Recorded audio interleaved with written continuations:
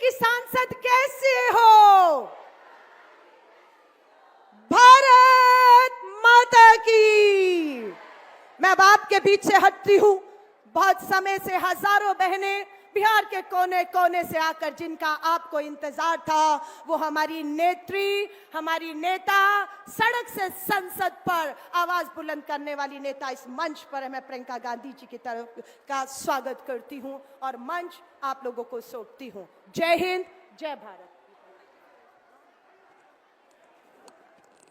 बिहार की इस पावन धरती, क्रांतिकारी धरती पे हम अपनी बहन, अपनी साथी प्रियंका जी का तालियों से जोरदार स्वागत करते हैं। हमारे बीच में इतना दूर से चल के हमारी साथी प्रियंका जी आई है हमारी बात सुनने। वो समय में जब यहाँ का एक प्रधानमंत्री अपनी बात करने से डरता है, वो बस अपने मन की बात करता है, हमारी बहन हमारे बीच में आई है हमारी मन की बात सुनने। शायद इस लोकतंत्र की इससे ज्यादा खूबसूरत तस्वीर आपको और कहीं देखने को नहीं मिलेगी। अक्सर ये होता है कि कोई नेता आता है तो नेता और जनता में एक बहुत बड़ा गैप होता है, लेकिन आप लोग यहाँ पे देखेंगे कि बहुत कम गैप रखा गया है ताकि जनता और नेता, ऐसा ना हो कि जनता 5 साल बाद गायब हो जाए, वो दिखाई ना दे।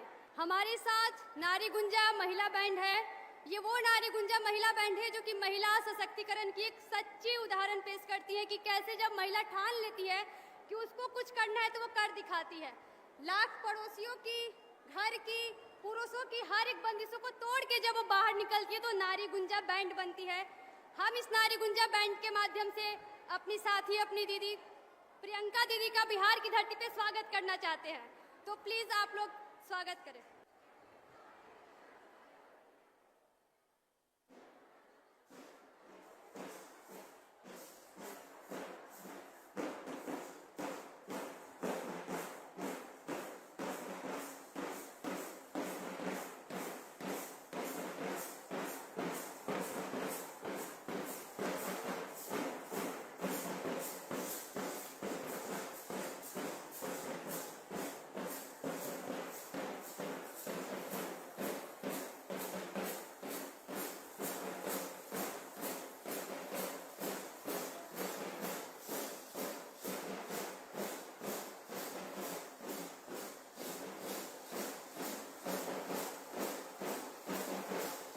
प्लीज आप लोग तालियों से इनका सहयोग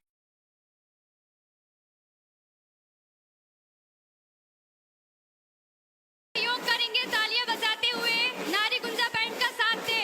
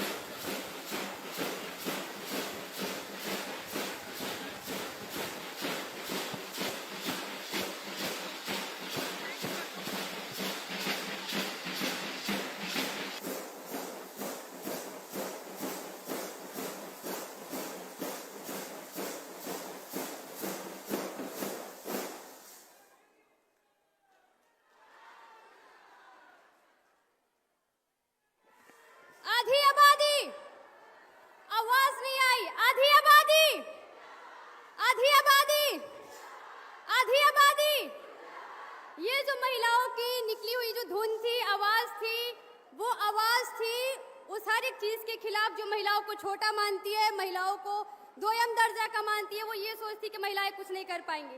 शायद कभी आपको समय मिले तो आप इन महिलाओं की कहानी जरूर समझिएगा कि वो यहाँ तक पहुँचने के लिए कितना संघर्ष की हैं। अब हम बात करेंगे महिलाओं के अलग अलग मुद्दे पे, बिहार के अलग अलग मुद्दे पे, कि कैसे महिलाओं को, किस तरीके से बिहार में महिलाओं को अलग अलग मुद्दे पे उनको अलग अलग तरीके से प्रताड़ित किया जा रहा है। मिड डे मील हो, लोन का मसला हो, आंगनबाड़ी हो, रोजगार का हो, शिक्षा हो, स्वास्थ्य हो या फिर मनरेगा का मुद्दा हो, हर एक मुद्दे पे महिलाओं को कहीं ना कहीं शोषित और प्रताड़ित किया जा रहा है। इसी सब चीज़ों पे बात करेंगी हमारी दीदी और आप सभी के बीच में बैठी कुछ साथी। भले वो एक साथी अपनी बात रखेंगी, लेकिन वो अपने एक पीछे लाखों उन महिलाओं की आवाज़ को दर्शाएंगी जो कि यहाँ पे उपस्थित नहीं है। वो एक आवाज़ उन तमाम बिहार की महिलाओं की आवाज़ होगी जो कि यहाँ तक नहीं पहुँच पाई हैं और यहाँ तक नहीं है, लेकिन वो कहीं ना कहीं उन सारी महिलाओं की आवाज़ है जो कि इस मंच से अपनी कहानी को बताएंगी। हमारी जो बातचीत है वो मिड डे मील पे स्टार्ट होगी, तो मिड डे मील पे जो भी साथी अपनी बात रखेंगी प्लीज हमारे वॉलेंटियर्स उनको माइक दे दें। मेरा नाम विभा भारती हुआ और मैं गया जिला के रहने वाली हूँ। आज पूरे बिहार की जो हमारी रसोइया बहनों हैं 2005 से मध्याह्न भोजन बना रही है, पर सरकार की अभी तक इसके लिए कोई नींद नहीं खुला। और जब अब इलेक्शन की टाइम आई है तो 1600 रुपया बढ़ाई है, तो हम लोग उनके झांसे में नहीं आने वाले हैं। इस बार जो हम लोग प्रण लिए हैं कि इस बार इनकी सरकार जिस तरह से हम लोग प्रतिष्ठा के साथ बनाने का काम किए थे उसी तरह से इस बार उतारने का भी काम करेंगे, क्योंकि 2,28,000 रसोइया पूरे बिहार की है। एक चीज और है कि अगर जो जिस तरह से हमें सरकारी कर्मचारी का दर्जा नहीं दिया जाता है और जब रिटायर करने की बात आती है तो ये कहते हैं कि आपको 60 साल में रिटायर कर दिया जाएगा। तो हम सरकार से पूछना चाहते हैं कि अगर जो आप सरकारी कर्मचारी का दर्जा दिए ही नहीं तो आप 60 साल में रिटायर करने की बात कहां से लाते हैं।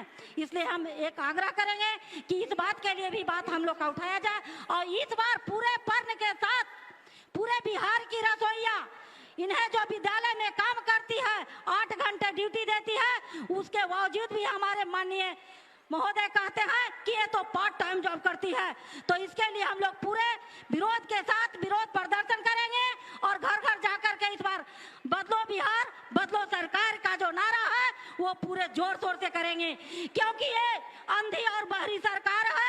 एक गरीबों का मान सम्मान सुनने वाला नहीं है, एक गरीबों का मान सम्मान देने वाला नहीं है, क्योंकि कमाया हुआ मजदूरी मांगने पर इसे लाठी चार्ज किया जाता है और हटाने की धमकी दी जाती है, इन पर FIR किया जाता है। तो हमें ऐसी सरकार नहीं चाहिए जो मजदूरी मांगने पर महिलाओं पर अत्याचार करे, महिलाओं पर लाठी चार्ज करे, वैसी सरकार हमें नहीं चाहिए।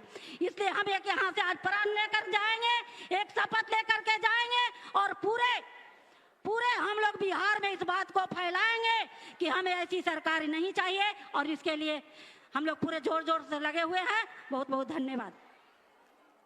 ये वो मिड डे मील की कहानी है दीदी प्रियंका दीदी, जो कि बच्चों के साथ साथ बहुत सारी महिलाएं जो कि उसमें काम करती है वो भी गुजर रही हैं उन चीज़ों से। तो अगर आपको कुछ उसमें ऐड करना है, कुछ सवाल करना है, जो हमारा अगला मुद्दा है बिहार की महिलाओं को लेके वो जीविका का है। तो हमारे सामने वो 2 दीदी खड़ी हैं जो कि उन सारी जीविकाओं का समस्याओं को यहाँ पे रखेंगी, तो हम थोड़ा ध्यान देते हैं। सबसे पहले तो प्रियंका दीदी को मेरा नमस्ते और सभी दीदी भैया जितना उपस्थित है मेरा नमस्ते। मेरा नाम किरण देवी हुआ और मैं मुजफ्फरपुर जिला से आई हूँ। मेरा यही एक दर्द है जो कि हम लोग मशरूम के नाम पर हम लोगों को 10 दीदी का समूह बनाया और उसमें एक दीदी के नाम पर 3.5 लाख लोन पास करवा लिया और 2023 में ये काम शुरू होने वाला था। आज 2025 भी खत्म होने वाला है, लेकिन काम अधूरा करके वो भाग गया और हम लोग को बैंक से नोटिस आ रहा है। 2 बार नोटिस आ गया, हम लोग को बैंक से धमकी मिल रहा है जो कि आप अगर पैसा नहीं जमा कीजिएगा लोन तो आप लोग के ऊपर कानूनी कार्रवाई की जाएगी। इस शक्ति अधिकार महिला संवाद जो है उसमें जितने भी उपस्थित हैं सभी माताएं बहनों सभी को मैं हार्दिक हार्दिक अभिनंदन करती हूँ। मेरा नाम अंजुषा कुमारी है। मैं गया जिला से बिलोंग करती हूँ। मैं जीविका कैडर पे कार्यरत हूँ। जीविका में सीएम पद पर काम करती हूँ। हमारे 4 बच्चे हैं, 2 लड़का 2 लड़की। हम इस काम में जीविका कैडर में 2013 मार्च महीने से काम कर रही हूँ। मेरा सभी से ये कहना है कि हम काम तो करते हैं, हमें काम दिया जाता है पार्ट टाइम, लेकिन हमें वहाँ अधिकारियों से मिलता है कि पार्ट टाइम नहीं फुल टाइम काम करना है। जब हमें पार्ट टाइम का पेमेंट मिलता है तो हमें फुल टाइम क्यों काम करना है। और हम जब जीविका में हम जुड़े, जब जीविका से जब हम लोन लिए तो इसमें इतना प्रेरित किया गया। जब लोन हम उठाएं, एक तो ऐसे ही महंगाई बढ़ती जा रही है, 750 से लेकर के 1200 से 1500 से अभी देखिए कि बढ़ाया है वो आंदोलन की वजह से। हमें यही कहना है कि हम जो अपने हक की मांग करते हैं तो हमें दबाया जाता है, हमें काम से मुक्ति का दिया जाता है। हम यही कहना चाहते हैं, हम संघर्ष किए 3 महीना तो हमें पद मुक्त कर दिया गया। बताइए हमें हम क्या गुनाह करते हैं? यही ना कि हम अपने बच्चे के लिए, हक के लिए, उसको पोषण के लिए, स्वास्थ्य के लिए मांग करते हैं, अपना पेट पालन के लिए मांग करते हैं। तो हमें धमकी, ऐसी सरकार है, नीतीश सरकार है जो कहती है कि अपनी आवाज को उठाते हैं तो हम पद मुक्त कर देंगे, आपको नहीं रखेंगे। बताइए 2013 से हम काम कर रहे हैं, अब कहाँ पे जाएं? इसीलिए हम ऐसी सरकार को नहीं चाहते हैं। हमारी 2 बच्ची हम कैसे पढ़ाएंगे, कैसे उसको पालन पोषण करेंगे? हमारे 2 लड़के हैं। बताइए इतना महंगाई हो गया, हमको ऐसी सरकार नहीं चाहिए। हम ऐसी नीतीश और मोदी सरकार से उब गए। हम यही इंडिया गठबंधन सरकार से चाहते हैं कि यदि हमारी इंडिया गठबंधन सरकार आए तो हमें मांग को पूरी किया जाए। और हमें यही के साथ ये ऐलान करती हूँ कि बिहार बचाओ, महिला का अधिकार बचाओ। जय इंडिया गठबंधन, जय जी। बहुत बहुत धन्यवाद दीदी आपका। प्रियंका जी, ये जो दीदियों ने बताया अपनी जीविका की समस्या, ये किसी 1 या 2 दीदियों की प्रॉब्लम नहीं है। जीविका के नाम पे जो भी कैडर बनाए गए, हमें आशा है कि हमारी साथी जो हैं वो जीविका की समस्याओं को बखूबी समझी होंगी। जो हमारी नेक्स्ट साथी है वो अर्चना जी हैं, जो कि पलायन के मुद्दे पे बात करेंगी कि कैसे जब घर का पुरुष बाहर चला जाता है तो कमाने, तो घर में जो स्त्री होती है उसको किस तरह के अलग अलग समस्याओं का सामना करना पड़ता है। तो अर्चना जी। जी नमस्ते मैम। प्रियंका जी मैम, हम आपको अपनी बातों को रखने के लिए आए हैं। मेरा नाम अर्चना कुमारी हुआ और मैं सबसे बड़े बिहार के स्लम एरिया कमला नेहरू नगर से आती हूँ और मैं एक हाउस वाइफ हूँ। और मैं इस बात पे बात करना चाहती हूँ, आपसे अपनी बातों को रखना चाहती हूँ कि मेरे हस्बैंड बाहर जॉब करते हैं, बिहार से बाहर, और मैं क्या और मेरे हर फैमिली में सब बाहर जॉब करते हैं। बिहार में कोई रोजगार नहीं है, कोई काम नहीं है, कुछ बिजनेस नहीं है। अगर बिजनेस भी कोई करता है तो उसके लिए लोन वगैरह सब लेना पड़ता है। तो मैं चाहती हूँ कि हमारे रोजगार को, महिला हो या पुरुष हो, बिहार में रोजगार दिया जाए ताकि हम लोग अपना जीवन यापन कर सकते हैं। क्योंकि मैं सिंगल मदर हूँ, मेरे हस्बैंड जमशेदपुर में जॉब करते हैं और मैं अपने बच्चों को खुद ही पाल रही हूँ क्योंकि मेरे हस्बैंड है नहीं। तो मैं अपने बच्चे को स्कूल छोड़ना, घर से लेके सारा काम मैं खुद करती हूँ। और बिना हस्बैंड का एक महिला को, सिंगल मदर को अपने काम के लिए कितना संघर्ष करना पड़ता है ये मैं जान रही हूँ। और मेरे साथ सारी जो जिनके हस्बैंड हो, भाई हो, जिनके पापा हो, जिनको भी बाहर करते हैं, उनको खुद पता है कि उनको कितना प्रॉब्लम या कितना संघर्ष करना पड़ता है। तो मैं यही करना चाहती हूँ कि रोजगार बिहार में लाए, जैसे गुजरात में हो या सूरत हो या दिल्ली हो बम्बई, वहाँ क्यों कमाने जाएंगे। हम चाहते हैं कि हमारा रोजगार बिहार में मिले, हर कोई सशक्त हो। नारी सशक्तिकरण है तो हर कोई सशक्त हो, अपना काम अपना रोजगार हो। और अगर गरीब आदमी रोजगार लगाते हैं, ठेला लगाते हैं, तो उससे प्रशासन लोग आंगन ये नगर निगम है, टास्क फोर्स के सब हटाते हैं, तोड़ते हैं। तो रोजगार के लिए आदमी कहाँ जाए, बाहर जाते हैं तो बिहारी कहकर लेती करके भगाते हैं, मारते हैं, पीटते हैं। सही ढंग से रोजगार भी नहीं देते हैं और सही ढंग से उनका मेहनताना भी नहीं देते हैं। तो इसीलिए मैं कहूँगी सर मैम कि मेरा हम लोग का रोजगार बिहार में दीजिए, ताकि हम लोग सिंगल मदर हैं, जो इतना हम लोग संघर्ष करते हैं, सुबह से लेकर रात तक बाहर जाते हैं, हर कुछ काम करते हैं, तो दूसरे पर डिपेंड ना होकर अपने आप को खुद से करें। मैं बातें को रखना चाहती थी, इसलिए धन्यवाद मैम, आप हमको मौका दिए बोलने का। हमारे साथ सविता जी हैं जो कि अपनी बातों को रख रही हैं। तो सभी साथी, ये हम महिलाओं के ही मुद्दे पे बात हो रही है, गिने चुने बस यहाँ पे लोग खड़े हो रहे हैं, लेकिन वो हम सभी की बात हो रही है। वो हजारों महिलाएं जो यहाँ पे नहीं है, वो उनकी बात हो रही है, तो थोड़ा सा ध्यान देंगे। मेरा नाम सविता कुमारी, मैं दरभंगा जिला से आशा कार्यकर्ता हूँ, महासंघ गोप गुट की आशा संघ की जिला अध्यक्ष हूँ। मैं वही स्वास्थ्य कार्यकर्ता हूँ जो समाज को हाशिए समाज से दिन रात मेहनत करके सामुदायिक स्वास्थ्य कार्य से जोड़ने का काम की है। हमारे 2 बच्चे हैं, एक बेटा और एक बेटी। मेरे दोनों बच्चे स्कूल जाते हैं। इस काम के तनाव में कभी कभी मेरे बच्चे भूखे स्कूल जाते हैं, मैं उनको टिफिन बना के नहीं दे पाती। दिन रात हमसे काम लिया जाता है। मेरे लिए कोई संडे कोई छुट्टी नहीं होता है। आधी रात को अगर फ़ोन आता है कि आपको ब्लॉक जाना है, तो हम अपने बच्चे को गोद से उतार कर प्रसव कराने ब्लॉक जाते हैं। कहा जाता है कि स्वास्थ्य विभाग की रीढ़ है आशा कार्यकर्ता। कोरोना ऐसे महामारी को आप सब में से कौन नहीं जानते होंगे, उसमें हमने अपने जान को जोखिम में डाल करके काम किया। सरकार अभी तक 1 रुपया हम लोग को नहीं दिए। परिवार में भी तनाव हो रहा है, आधी रात को घर से जा रहे हैं, एकदम से क्या बोले, इतना ही टॉर्चर किया जाता है। और जो काम हमारा नहीं है वो भी हम पर थोप दिया जाता है। जैसे कि अभी आयुष्मान कार्ड बनाना, वो भी काम हम लोगों से करवाया गया। जो आशा पढ़ी लिखी नहीं थी, वो अपने बेटे से, अपने बेटी से, मान लीजिए एक काम का एक तो आप 5-6 हज़ार रुपया महीना दे रहे हैं, और उसमें से 2 हज़ार तो प्रत्येक महीना मैम भाड़ा किराए में हम लोग को चल जाता है। मेरे पास बचता है वही 3-4 हज़ार रुपया। इस महंगाई के दौर में 3-4 हज़ार से मेरा परिवार चलेगा? 32 दिनों के हड़ताल के बाद 3 हज़ार रुपया मानदेय के रूप में सरकार से हमारा मांग था, और उन्होंने यह स्वीकार किया कि हम मानदेय शब्द करेंगे, और वो नहीं करके ये एनडीए की सरकार बहुत ही छलबाजी से, अभी इलेक्शन का टाइम आया है तो हम लोग को वो 3 हज़ार रुपया, 2500 का जगह 3 हज़ार रुपया, वो भी पारितोषिक शब्द करके, मानदेय करके नहीं। तो मैं निवेदन करती हूँ महागठबंधन की सरकार से, यदि आपकी सरकार हो तो हम आशा कार्यकर्ता को ये रात दिन जो भटकते हैं रास्ते पे, कहीं कोई सुरक्षा नहीं, कब मेरे साथ क्या हो जाए।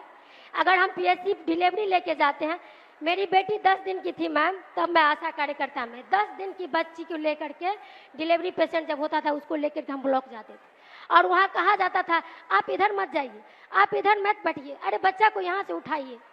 क्या दशा होती थी मेरी, मैं रो देती थी कि मैं क्या करने आई हूँ, स्वस्थ करने आई हूँ, खुद मरने आई हूँ इसमें। उस बच्चे को लेकर के मेरा यहाँ इलाज कराई, फिर भी अभी तक काम नहीं कर रहा।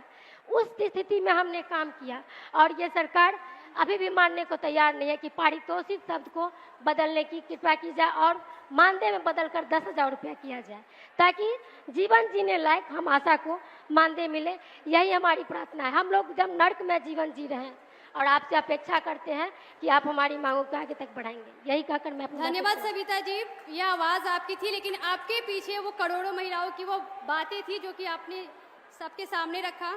जो हमारी अगली साथी वो आंगनबाड़ी के बारे में बात करेंगी, रंजना जी। मेरा नाम कुमारी रंजना यादव है, और मैं बिहार प्रदेश की आंगनबाड़ी वर्कर की नेतृत्व करता हूं। आज हर्षोल्लास के साथ बहुत खुशी हो रही है। बिहार की तमाम सेविका सहायिका के तरफ से क्रांतिकारी प्रियंका जी जो इंदिरा गांधी की पौत्री रही हैं, उनको क्रांतिकारी सलाम करती है, प्रणाम करती है, स्वागत करती है। बिहार की प्रांगण में ऐसी क्रांतिकारी नेत्री की जरूरी थी और महिला संवाद जरूरी थी कि जन जन तक जाए हमारी महिलाओं की आवाज, हमारी महिलाओं जो आधी आबादी में अपनी बहुमत को कैसे उभारे, कैसे अपने अधिकार को ले। इसके लिए बहुत खुशी है। इनको प्रणाम करती हूँ, हर्षोल्लास के साथ स्वागत करती हूँ। कहना है कि ये 50 वर्ष पूर्ण हो गया। ऐसी कोई भी देश के अंदर योजना नहीं है जो 50 वर्ष पूर्ण हुआ। ये इंदिरा गांधी जी का लाया हुआ योजना थी। इसके चलते आज मोदी जी आंगनवाड़ी सेविका सहायिका को देखना पसंद नहीं करते हैं। आज हमारी संख्या अगर 28 लाख नहीं होती तो हम बहनों को निकाल कर फेंक देते। ये मोदी जी का सोच है। जब हम लोग अपनी मांग को लोकतंत्र में प्रोटेस्ट करते हैं, मांगने आते हैं, तो हमको मानसिक प्रताड़ना किया जाता है, हमको हटा दिया जाता है और हमारे थाली में 2 वक्त की रोटी नहीं है। आंगनवाड़ी सेविका सहायिका के थाली में संतुलित भोजन नहीं है। कैसे वो अपने बच्चे और बेरोजगार पति के पत्नी होती हैं, कैसे उनका देखभाल करे, कैसे कुपोषण भगाए। ये योजना देश का कुपोषण भगाने के लिए लाया गया था। मेरा बेटा भी हार्ट पेशेंट है, हार्ट डिजीज से ग्रसित था, पर उसके इलाज के लिए मेरे पास पैसे नहीं थे। सारे समाज रिश्तेदार चंदे करके मेरे बेटे को इलाज कराए, तब मेरा बेटा का जान बचा। आज देश के अंदर, बिहार के अंदर ऐसी बद से बदतर हालत आंगनवाड़ी वर्कर की है जो कहा नहीं जाता, मुझसे कहा नहीं जाता। इस स्थिति में मैं प्रियंका गांधी जैसी क्रांतिकारी महिला नेत्री से उम्मीद रखती हूँ कि चाहे इनकी सरकार हो या मोदी जी की सरकार हो, ये 50 वर्ष पुरानी योजना को बदलने का प्रयास करे। यही उम्मीद और आग्रह लेकर के मैं आपके शरण में महिला संवाद के माध्यम से कहने आई हूँ। धन्यवाद। ये आवाज भले ही एक रंजना जी की थी, एक आंसू भले ही रंजना जी की थी जो हमें यहाँ पे दिख रही है। ना जाने ऐसी कितनी महिलाएं हैं जो कि रोज अपने जीवन में इस तरह की घटनाओं से, इस तरह की परिस्थितियों से गुजर रही है और यहाँ पे वो अपनी बातों को नहीं रख पा रही, उनकी बातों को कोई सुनने वाला नहीं है। लेकिन हमारे बीच हमारी नेता हमें सुनने आई हैं। जो हमारी अगली बातचीत होगी वो फर्स्ट टाइम वोटर पे होगी कि जो व्यक्ति, जो महिला, जो लड़कियां जो फर्स्ट टाइम वोट कर रही हैं वो किन मुद्दों को ध्यान में रख के वोट करेंगी और वो क्या उम्मीद करती है इस लोकतंत्र के पर्व से।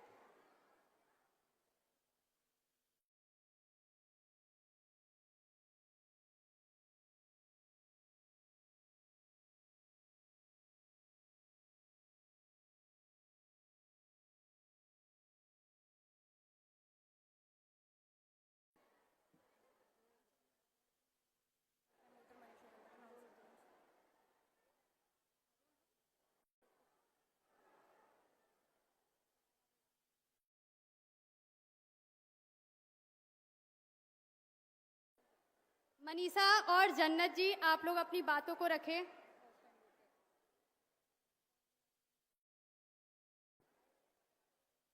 मेरा नाम जन्नत प्रवीण है।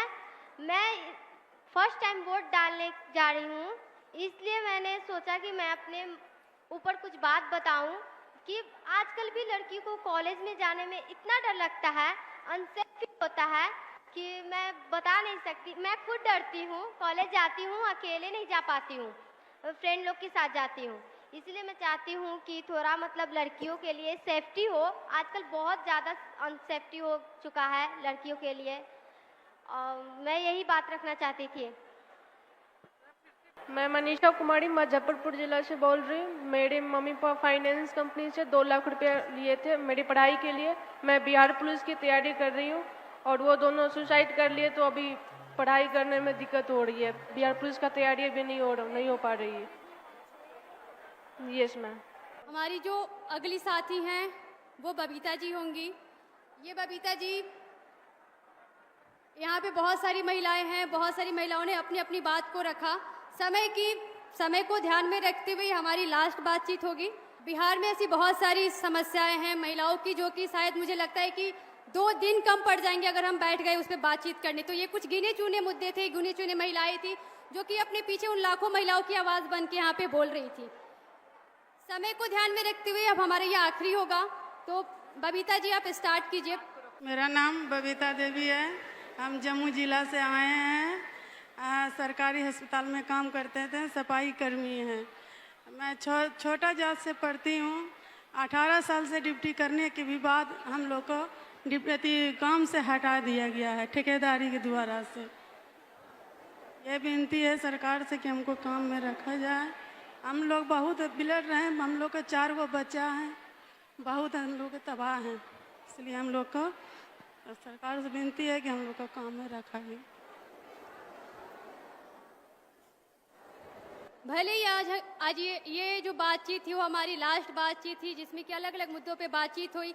सफाई कर्मी, mid day meal, anganwadi, loan जैसे मुद्दे, जीविका और फर्स्ट टाइम वोटर्स जो आए और अपनी बातों को बताएं कि किस तरह के चैलेंजेस, किस तरह की जो चुनौतियां हैं वो महिलाएं वर्तमान में फेस कर रही है। पिछले 25 सालों से वो फेस करते आ रही है, लेकिन आज उनको जब उनको ये मौका मिला यहाँ से इस मंच से अपनी बातों को रखने के लिए, तो उन्होंने रखा।